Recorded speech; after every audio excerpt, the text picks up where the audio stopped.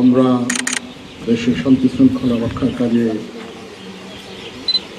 এখনও ডিপ্লয়েড আছে। 2024 সালের 20শে জুলাই থেকে আমরা এই কাজ করে যাচ্ছি, এখনও আছি। এখনও 16-17 হাজার সারা বাংলাদেশের 62টা জেলায় আছে। তো আমরা অনেক সৈনিক আমরা উইথড্র করেছি, বাট এখনও সম্পূর্ণ উইথড্র হয়নি।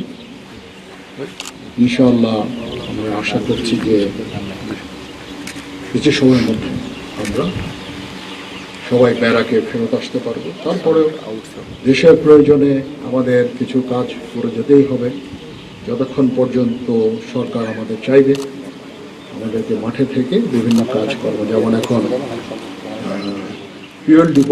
ফিউল ডিপোগুলোতে আমাদের ডিপ্লয়মেন্ট আছে।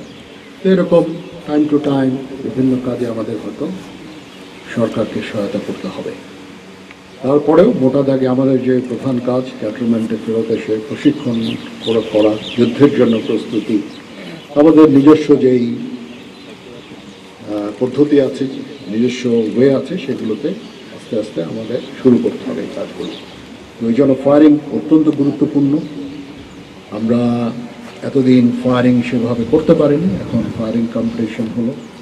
আমি যে রেজাল্ট আমি দেখলাম, ফায়ারারদের যে দক্ষতা দেখলাম, আমি অত্যন্ত আশান্বিত যে এতদিন ফিল্ডে থাকার পরেও আমাদের ফায়ারিং সক্ষমতা কমেনি। এটা একটা ভালো লক্ষণ। আমাদের আস্তে আস্তে এরকম আরও ট্রেনিং ইভেন্টগুলো আস্তে আস্তে শুরু করতে হবে এবং আমাদের যে এই কাজ, প্রশিক্ষণ, যুদ্ধের জন্য প্রস্তুতি, সেনাবাহিনীকে যুদ্ধের জন্য প্রস্তুত রাখা, এটা মোরাল ঠিক রাখা, ডিসিপ্লিন ঠিক রাখা, সেই কাজগুলো আমরা শুরু করছি ইনশাআল্লাহ।